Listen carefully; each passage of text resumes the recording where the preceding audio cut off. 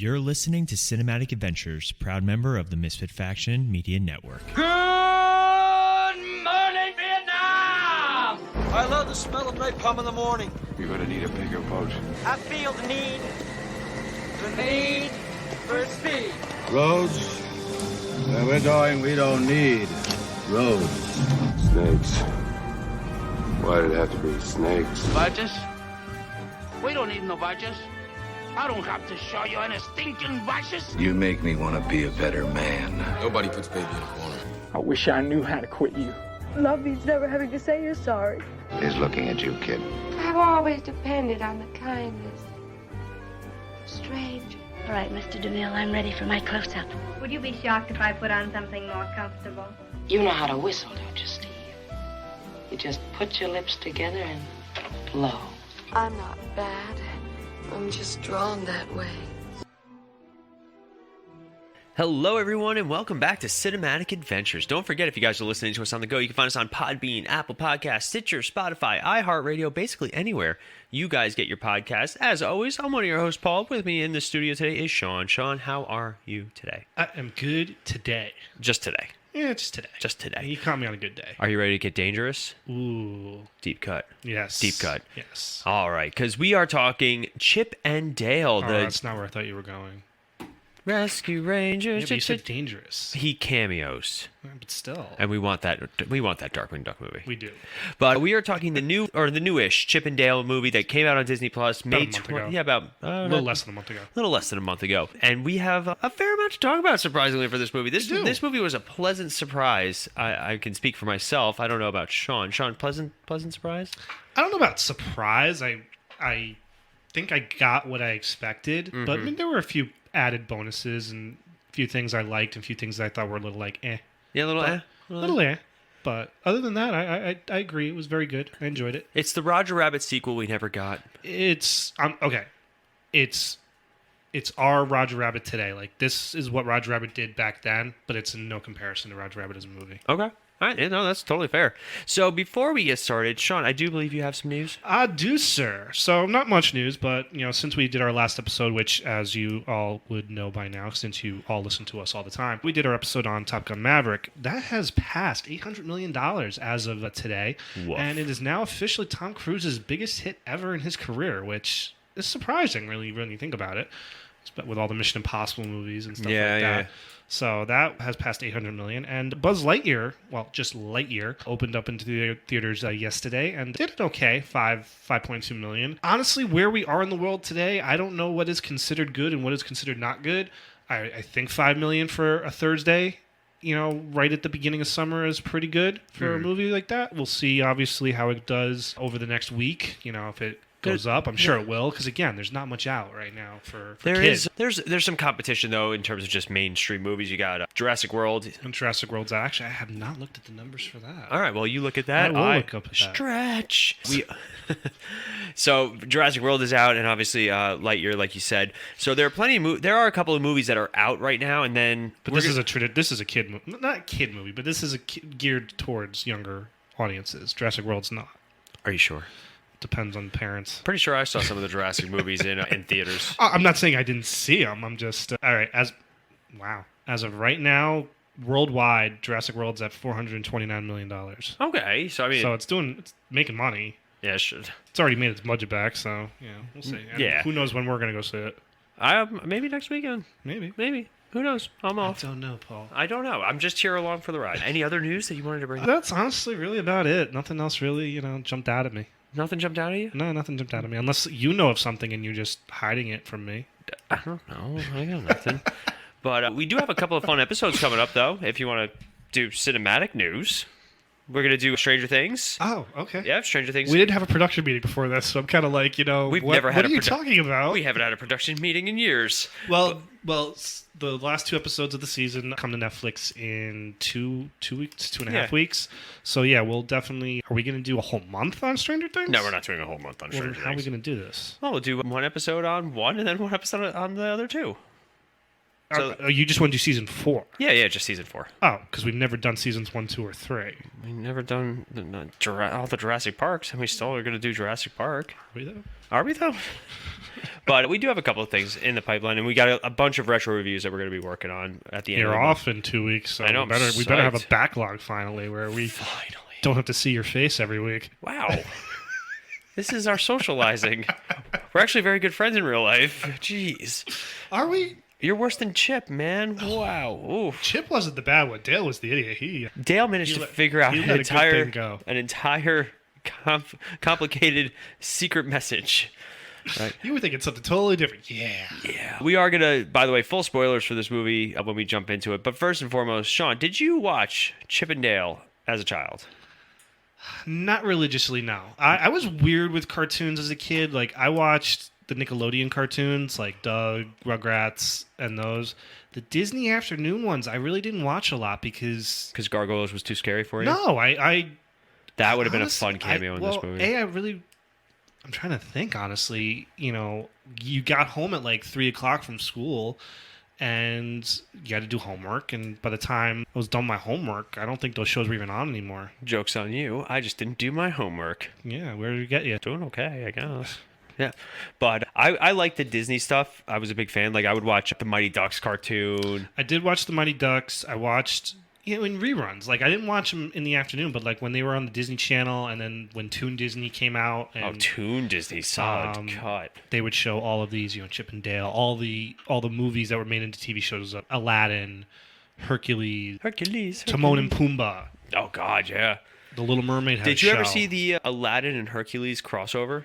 I did not. It was actually surprisingly good. Yep. Because that was a big thing, taking like the popular movies and making them into animated shows. Yeah. So because it was smart. Very continue smart. The stories and try and get a lot of popularity out of Cash them. grab. Well, yeah. Excuse me.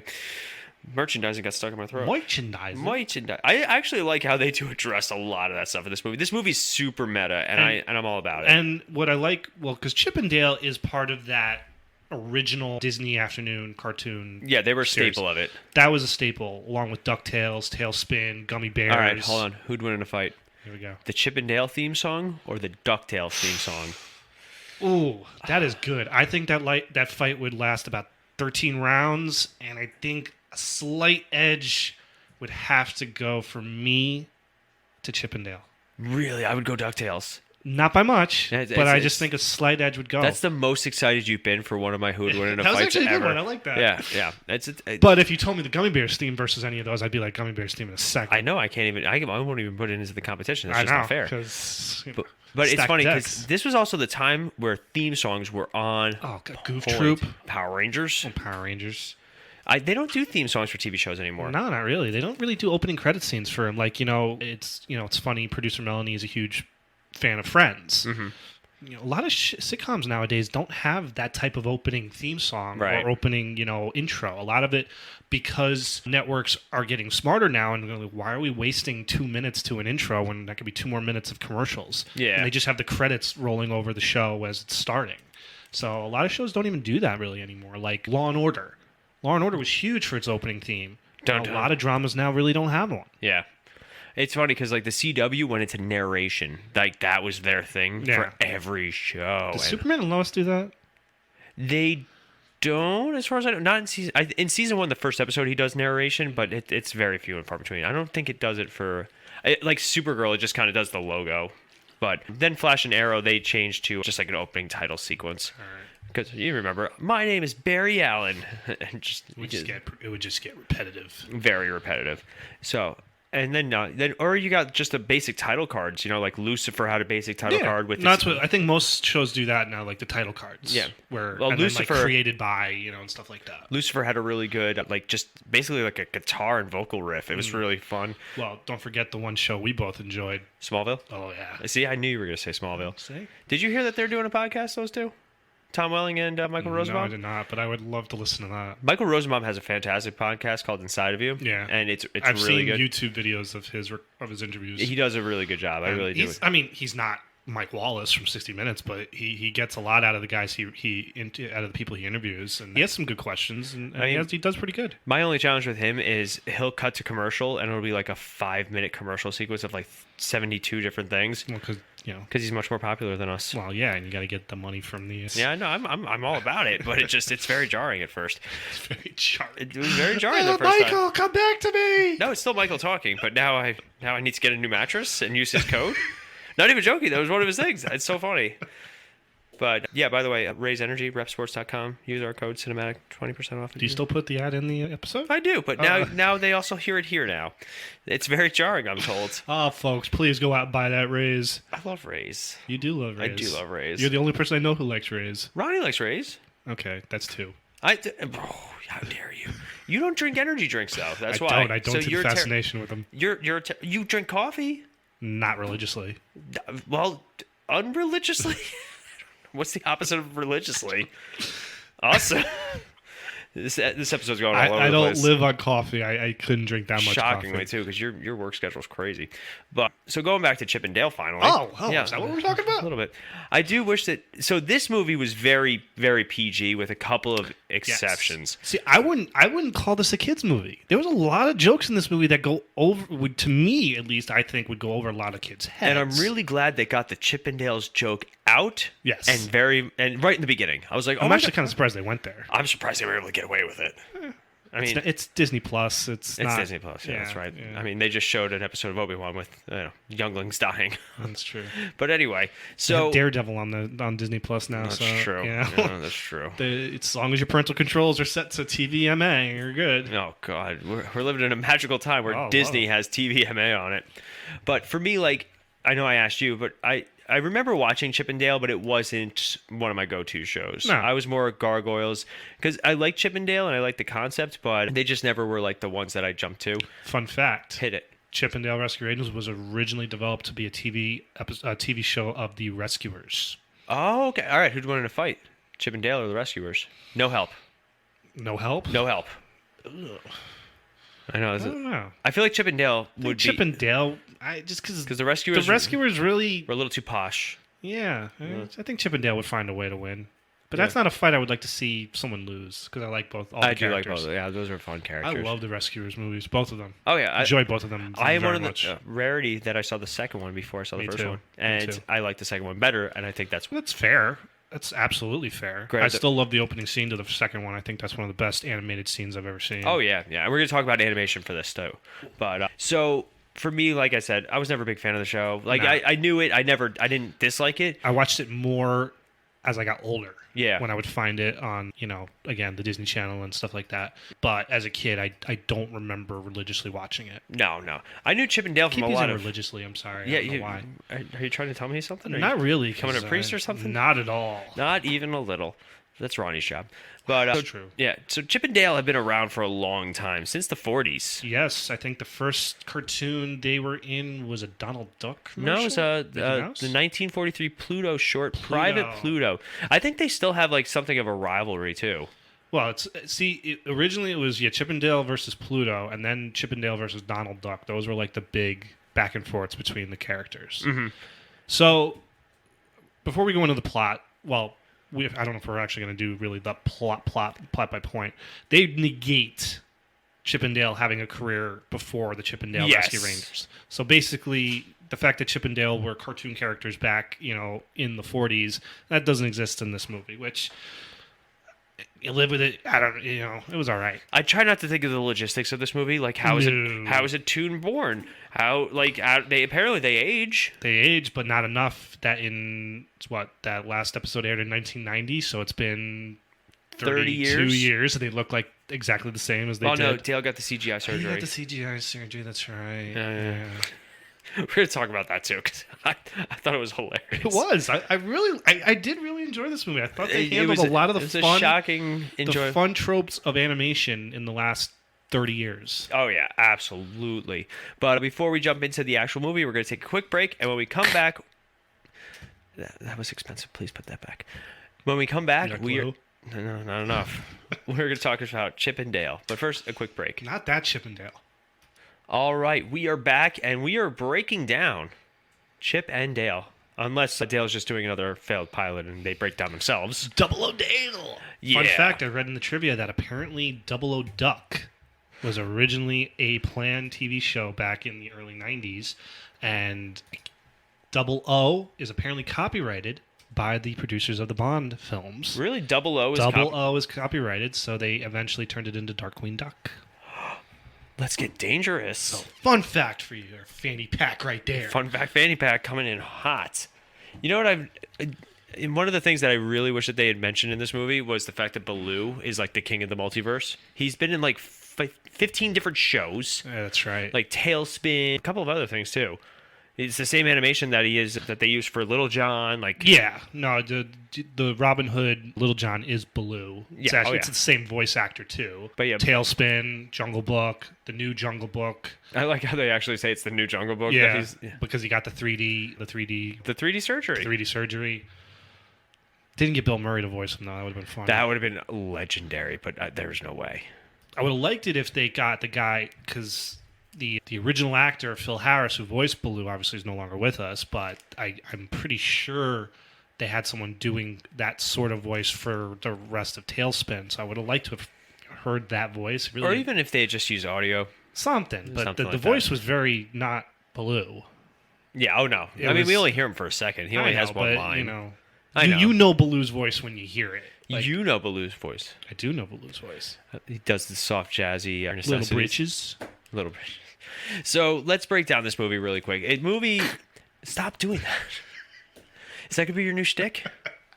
I never had a shtick. You got to find one, because mine is now who'd win in a fight. That's true. Yeah. So this world is... It's inhabited. It's co-inhabited by people and cartoons. Yes. Very a la, Roger Rabbit. It's a la Roger Rabbit, but you never got a sense that humans and toons coexisted in the same world in Roger Rabbit. Like, toons had their area. Yeah. And humans had their area. Here it's like human toon. Like, that is the world. It's very similar to the Happy Time Murders. Remember that movie with the spoof on the Muppets? Yeah. It was that sort of thing where Muppets and humans lived together and everything coexisted, that type of thing. So it's similar to Roger Rabbit, but not 100% exactly like what Roger Rabbit was. But yeah, no, I'm with you. But it immediately starts off with, how Chip and Dale met and, they're little kids and yada, yada, yada, and how they became, actors and got their own TV show. So that was interesting. And goes right into how the show ended and how they broke up. Yeah, it's sad. No. But for me, like, it really kind of sets the tone in the very beginning. It captures the characters. Chip is the more serious, focused one. Dale's the jokester, the prankster, the one who's always goofing around, and then he actually is the one that does break them up, unfortunately. But you do see his reasoning for it. Yeah, like he's the joke, and they treat him like the joke, and that starts to wear thin on him, so he wants to be taken a little bit more seriously. And we see how that goes. Yeah. But what didn't you think about the opening scenes? Just setting the tone with the montage and all that? I mean, it was all right. It didn't blow me away or anything like that. I wanted more just to get into the story. Mm-hmm. I really didn't care about how it all happened. I wanted just to get to the whole plot of the movie, where they're no longer together, how they get back together, and what is the plot of this movie going to be. Because they really hid what this plot was going to be. Like, you didn't know what, the overall storyline was going to be about. Like, what was their mission going to be? What was their, adventure going to be about? So I was intrigued to get to that story point. Mm-hmm. And they didn't drag the opening out. It was fairly quick. The whole how they get going. It moved along. So it was like within 15 minutes, we're already into basically the plot of the movie. And I dug it too. And for me, sorry, I'm like multitasking too. Yeah, that's all right. For me, like, I like how they don't explain things. It's not like, oh, these are the toons, these are the this. It's not like it was in the original Roger Rabbit. Yes. Where it was like, all right, well, these are all the things that, toons do this and you don't do that and blah, blah, blah, blah, blah. So I don't know. I did really enjoy it. And it starts off and then you jump into the convention. And this is the stuff that we wanted. We wanted all the fan stuff and all the cameos and all that. Yes. And this is where it gets, meta, where it's like, this is where it starts. So we get the Baloo cameo, we get the Lumiere from Beauty and the Beast cameo, and I'm sorry, when Ugly Sonic shows up, it was perfect. laughed out loud because I just thought that was hysterical. Mm-hmm. How they were able to actually, the fact that, because I don't know who owns Sonic. Sega owns them, so I don't know. But like in terms of movie rights, so like the fact that they were able to get the rights to put the character in it's there, so good. I want to deep dive into what they had to do to get all the rights to these characters. Like, they go to Matt Stone and Trey Parker. Hey, we want to put Randy Marsh into this movie. He's not going to speak any lines, but can we do that? Mm-hmm. Sure. Give us $1 million.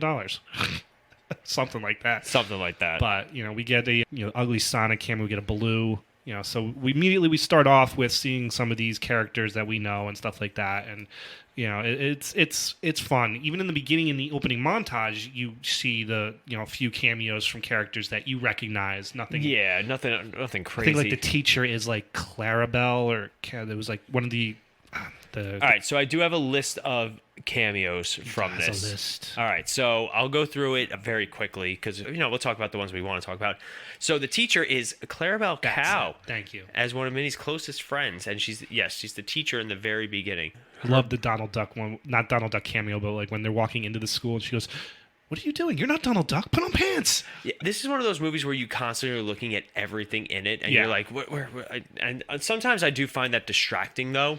You have to watch it once, and then you can go back and do that. Yeah, I don't want to do that. I won't lie. I watched it again right before I came here, so I was trying to like find again all the different cameos and anything I missed the first time around. But that I agree with you. It could throw you out of the loop, but watch the movie as a whole.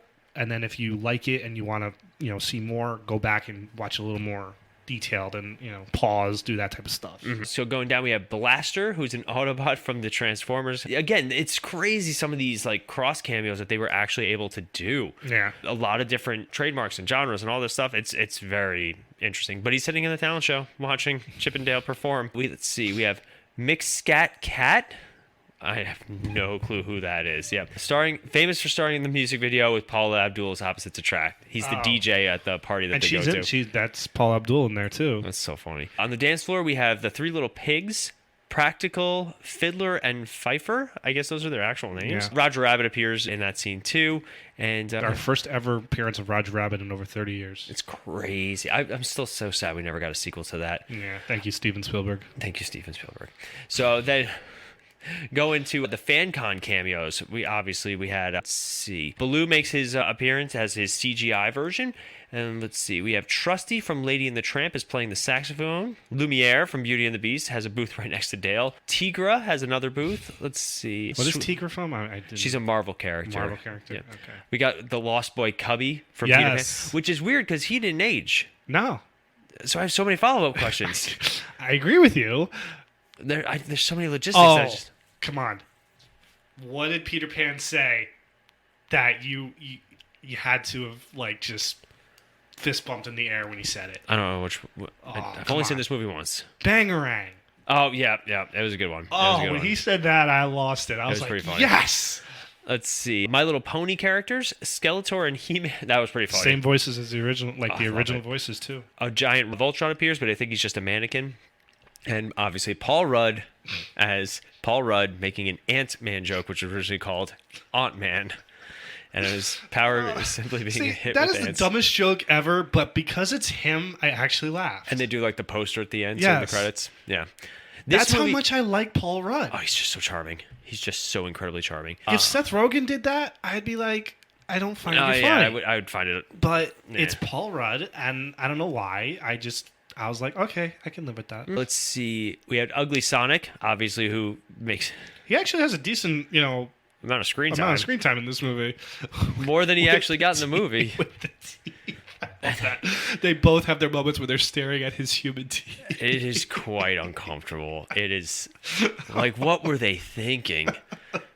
We still haven't talked about Sonic the Hedgehog, either the first or the second one, but oh my God. Talk about a time where the studio made the right call by listening to the fans. That backlash was insane.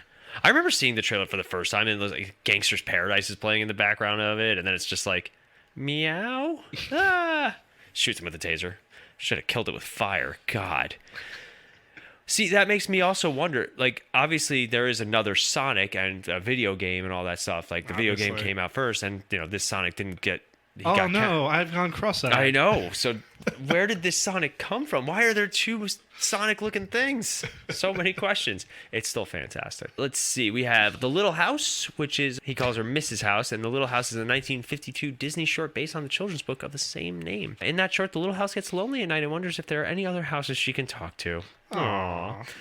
I do like how he has like a house his size, and like when she cracks the beer later on and she's trying to drink it, it's like that small. We have Flounder from The Little Mermaid, who got addicted to krill, and he tries to offer him a dinglehopper. Isn't it neat? It didn't work. We have Winchell and Duncan from Wreck-It Ralph. The donuts. Yeah, the donuts. Donut cops. Captain Putty's not a cameo, but he's more derivative of Gumby, and I think she even calls him Gumby at one point. A low rent Gumby. Yeah, we have so many cars. Thank God Rob's film class is not in session right now because so many cars. I thought that was good because that scene where they're driving the car and the bumper, the rear bumper falls off. The car behind it looks real, and then all of a sudden the eyes pop out. I'm like, oh, still jarring, still so uncomfortable. I really wish Betty the Cab had made a cameo. Yeah, that would have been fun. That would have been nice. Or they name drop Jessica Rabbit, but you don't see her. Shame. I wonder if they're so. You think about Roger Rabbit. Was it still the same where like Roger Rabbit was a movie star in Who Framed Roger Rabbit, and this is just the future, or did Roger Rabbit star in a movie called Who Framed Roger Rabbit? I've gone cross-eyed again. Again, this movie has so many questions of the universe. This movie is just the typical don't ask, just enjoy. I want to ask though. All right, so let's see. Blah blah blah blah blah. We have from On Main Street. So this is pretty funny. Are you sure this is the right street? I love that where like there are all these like, nice looking cartoons, and Chip is just like, oh, this looks really nice, and Dale's just like, nah, drug dealer. All sorts of weird things. I shave my fur and I sell it to this guy. So weird. It was bizarre, but it was funny because it was just taking the whole notion of cartoons and turning it upside down. I thought that was great. All right, so in that scene we have Linda Flynn Fletcher, the mother of Phineas and Ferb. Never watched Phineas and Ferb. I watched a little bit of it. It's fun. And then the Colonel from 101 Dalmatians is blowing bubbles. Hello. Let's see. Obviously, the cheesemonger Bjorsen seems to be a parody of the Swedish Chef. It's a Muppet, and then it's like a take on the Swedish Chef. I love that where he's like, "Ooh, you a cop?" Yeah, you guys are cops. Mr. Natural, the barber to whom Dale reportedly sold his chipmunk fur to. Who's that? He was created by cartoonist Robert Crumb. The character was a symbol of 1960s counterculture and has since gone on to be used for various merchandising. Never saw it before in my life. Interesting. Obviously, Peter Pan. Which is hilarious. I want to get into that in a little bit. Okay. The backstory of that, the way they handled that character. I would love to. Randy Marsh. Yeah. Which was such a random cameo, which is very funny. Scrooge McDuck in a pool of, obviously, gold coins. And he's voiced by David Tennant. Wow. He didn't even say anything. He just kind of left, I guess. Or maybe he did and they cut it, or maybe the laugh is his voice. I don't know. Yep. Obviously, we had Seth Rogen, cameos from... I really do like how they were like, he's got the Polar Express eyes. It's so true. That was so creepy. I'll be honest with you, I've never actually really watched the Polar Express all the way through. I've seen bits and pieces of it, but I've seen, the Christmas Carol one that they did. I don't remember the eyes being an issue in that, but I guess more so in Polar Express because it was the first one. Yeah. But I still are you talking to us? Of course I'm talking to you, but I'm looking right at you. It looks like you're looking over there. I'm looking at you.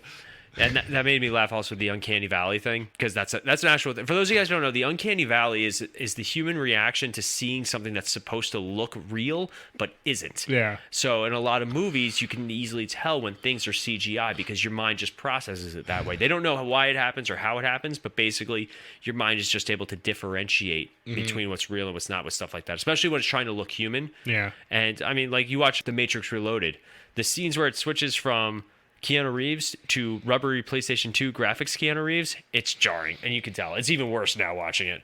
But I thought that was a subtle little, I think a nice little thing for, us diehard movie fans. We had Detective Flores, who is a character from Netflix's show Big Mouth, and apparently comedian John Mulaney, who voiced Chip in this, he does the voice of that character. Obviously, we have Pete from, obviously every Disney thing ever. Disney, Goof Troop, Goofy movie. And then we had... But he wasn't changed.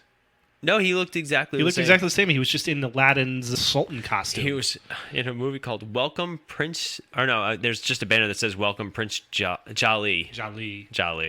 So let's talk about this bootlegging thing, because that is one of my favorite things in the whole world. Sean used to work at Hollywood Video, and I would hang out there with him, and some of the parody videos were the funniest things in the world. Transmorph. There was a specific studio that would just do this rebranding of all the big blockbusters. Snakes on a Train. Yeah, Snakes on a Train. Yeah, I mean, I can't name them all, but it was almost an event when the original movie comes out. Within a week or two would be the generic bootleg version. You know, we'd get like a couple copies of that, and people would rent them. Oh yeah, I'd be like, "What are you renting this for?" I got to see what it is. Man. I don't blame them. But I never watched any of those because they were always movies that weren't even that I good got to the begin movies with. for free, and I never watched them. I owe that place money, and I still never watched them. No, don't worry about it. But so you wanted to talk about Peter Pan. So yes. Well, let's talk about the whole bootlegging thing first, because in terms of a plot device, what did you think of that? I thought it was interesting. Yes. It's something that we have not seen. Again, so basically, we did our TV to movies series, and we talked about the different ways you could do TVs to movies. You can change the genre, you can make it a continuation of the series, et cetera, et cetera. This one is unique in the fact that it is a continuation, but not in the way expected. When they said they were going to do a Chippendale movie, we were like, oh, they'll probably just do, Rescue Rangers. Yeah. But then then the trailer for this came out, and we're like, oh, they're going full meta with this. Yes. They're going full Roger Rabbit on this one.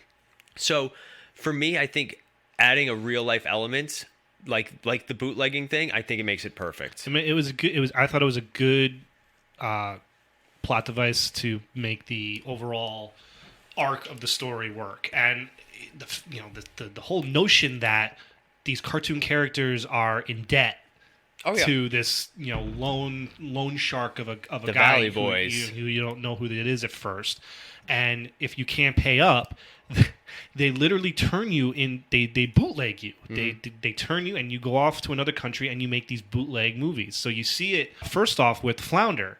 Like, they erase his mouth so he can't, scream or say anything. Yeah. And they bootleg him to make him look not, almost close to what he looks like, but not exactly. And then they put him in a generic bootleg version of The Little Mermaid. And it is... And you're watching this, and I'm like, you know what? This is actually a really funny and somewhat upsetting idea. Yeah. Like, it's not... I mean, it's similar to the Toons getting dipped in Roger Rabbit. Did you see the dip cameo? I did. The second time around, not the first time around. I thought it was today really funny. I did see it. But watching this, and I'm like, oh, this is dark. Mm-hmm. Not like dark, but like it was enough of a, troubling, thing that you're like, oh, wow, this is kind of... It's kind of sad. Sad. These characters are all like basically, you can't recognize them anymore, and whatever. So... Lo and behold, they discover that the person in charge of all this, his name is Pete. Well, what was it? Sneaky Pete or Shady? What was it? Oh, Sweet Pete. Sweet Pete. Thank you. That totally erased my head. So Sweet Pete. So for me, and I think we just said this, not like I'm immediately like, oh, if they're going with Pete, like the Pete character from like all the Goofy cartoons and all that stuff, I'll be like, okay, that's a little predictable, but they did. Yeah. They go with Peter Pan. And not just Peter Pan. They go with an old, fat, jaded 40-plus-year-old Peter Pan. And I thought that was hysterical. Mm-hmm. But when he describes how he got into what he's doing, I don't know if you know the backstory of the kid who actually voiced Peter Pan in the original. Not. So the actor who voiced Peter Pan and was actually a big child actor for Disney. He was in a bunch of the Disney live-action movies. His name was Bobby Driscoll. I want to say he was also one of the first Mouseketeers in the original Mickey Mouse Club. Oh. So, I mean, this kid worked in a bunch of movies from, like, the age of probably 8 to, like, maybe 15, 16, 17. Of course, when he hits, adulthood, and he starts to outgrow the roles that he is known for, and Disney basically throws him... says, we have no use for you anymore. Aww. And he gets hooked onto, I believe he gets hooked into drugs, and very much kind of like Alfalfa dies at a very young age. So like when he's describing like how he got to where he goes, I'm like, wow, that's a deep cut. And there was actually an article, I couldn't find it. It was an article a couple weeks ago, right after the movie came out, describing that whole thing. And like, I want to know if like they meant to do that. They had to have known what they were doing when they were doing that. Oh yeah, absolutely. So, but I thought that was like, oh my God, this is like, nobody would know this. Like, like nobody would know that really happened. This is a great movie for people who are a lot older. Yes. And, that's why I said, I don't think this is a movie that like 10-year-olds will sit and be like, oh, I like this movie. No, this is for us. I can see kids enjoying it and watching it. They'll enjoy it, but for all different reasons. Oh, absolutely. Because like, there's so many. There's funny moments, there's laugh, haha, funny moments. But for you, me, for all of us who grew up in the 90s, who this is the love letter. Seen all the Disney movies, who've seen all the different types of animation, all the cameos. I mean, this is geared to us. This is geared to our generation, not to the generation of today. I hope that this movie. Well, I hope this movie gets some sort of sequel. I think it deserves it. I think there's a lot of great possibility for it.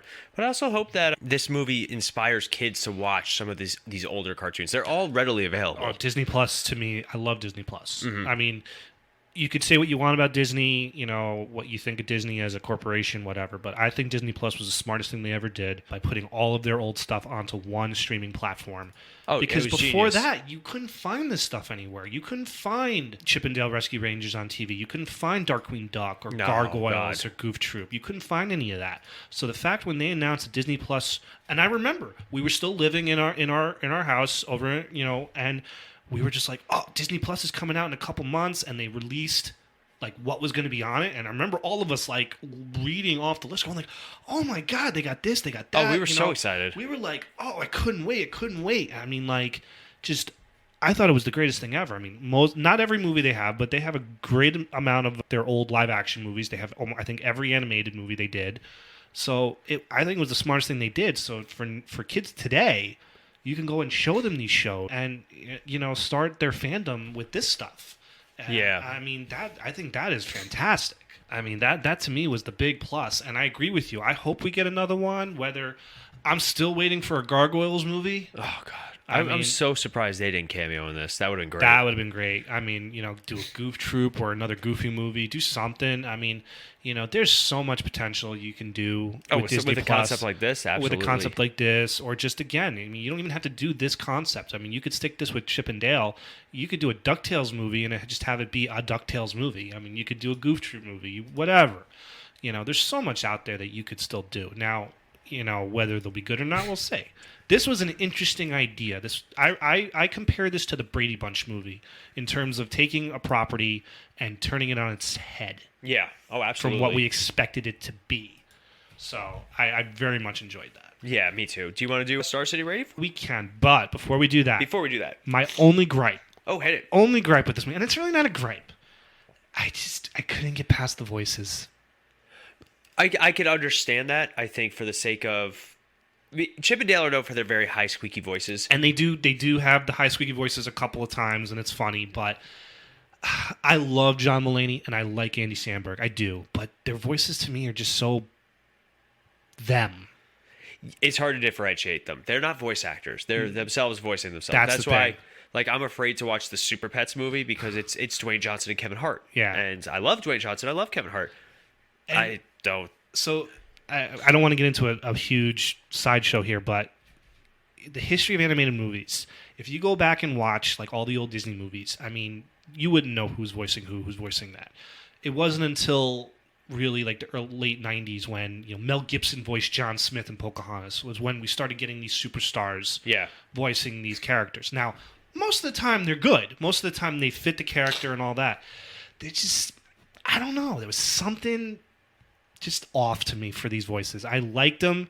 It grew on me as the movie progressed, but there was just still something missing. I was like, I'm sorry. It's just listening to John Mulaney and Andy Samberg. Like, there's nothing Chip and Dale about these voices. It's just them. Yeah, no, I'm with you.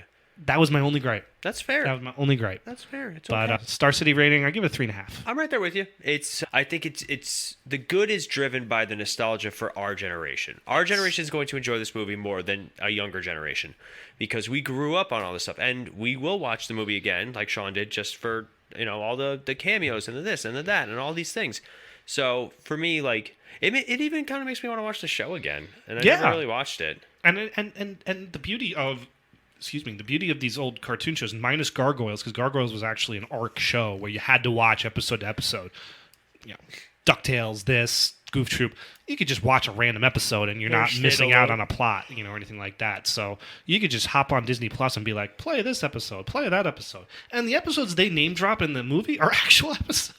Oh yeah, it's great. It's like I love the scene where she's like, my favorite episode is this, and he's when you fish upon a star. When you fish upon a star, he's watching the episode. And he's just like, oh, because of this, they're in a lantern, they're tied up, and oh my gosh, he's tied up, honey, because he likes Thai food. And then she's like, "Oh well, Gadget was double crossed. That's why I told you it was my favorite episode." Oh, and that's Chips what And Chips is like, "You went totally different, right?" It's like, "Yeah, totally different." And that's when those two shines. When the two of them, like the deadpan with each other, was really funny. Yeah. John Mulaney's famous for his deadpan, and then his big, yes. And then Andy Samberg, I love Andy Samberg, and I really enjoy his work. No, and again, I like both of them. I really do. I think John Mulaney's hysterical. Yeah.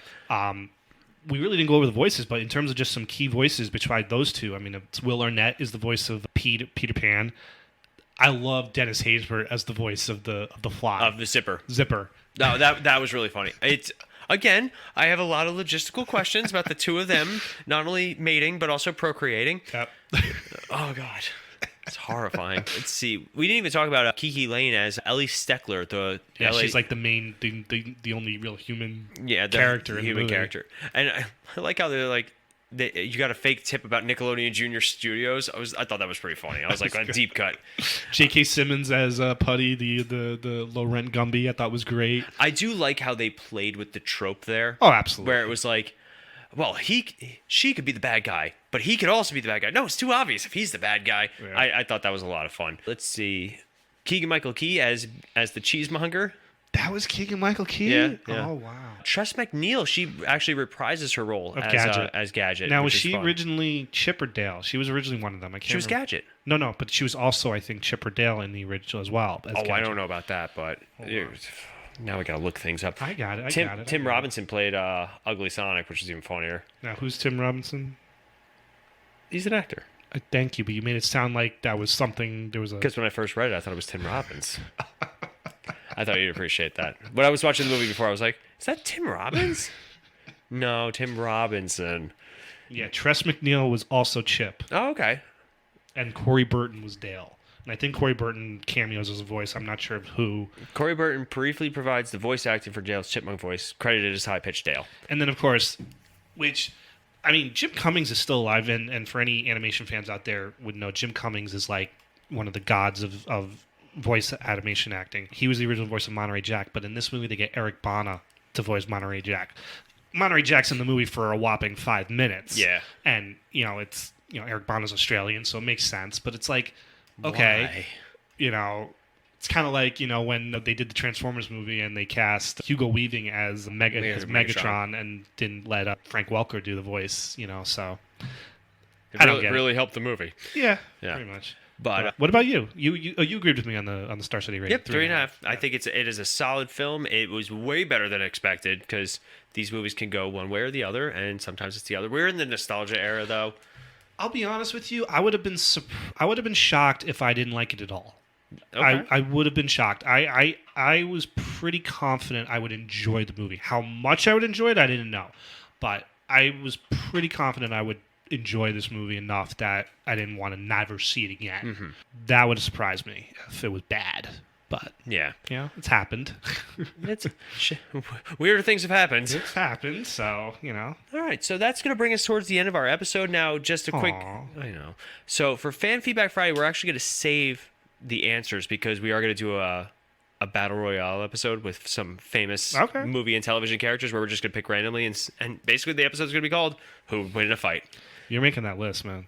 Oh, yeah, no. We're gonna have some fun with it. Okay, but I'm just making sure you know you're making the list. That's fine. Okay. I know you. Why are you yelling at me? I'm not yelling. This is yelling. I'm gonna include animation too in this. That's fair. Yep. And I will give you all the credit in the world. If you come in with a list of like 100 things, I'll be like, good for you. I think the structure is gonna be we're just gonna pick them randomly and then then fold all the little pieces of paper in a hat. You pick one, I pick one, and be who'd win in a fight, and we have to. You have to figure out. Yeah, figure out who'd win. Right.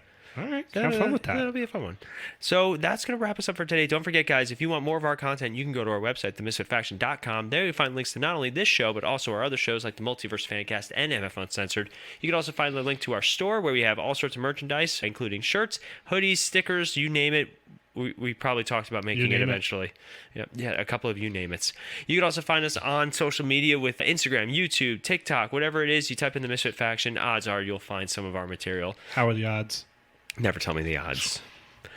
Solid references today. You keep trying to trip me up because I'm not trying to trip you up. I'm doing my spiel at the end. I'm teeing you up. I don't. Are you? Hey, you're good, man. You're good. Thanks, man. Appreciate it. But that's gonna wrap us up for today. As always, I'm Paul. I'm Sean. And we'll be back next week. Will we? I hate you.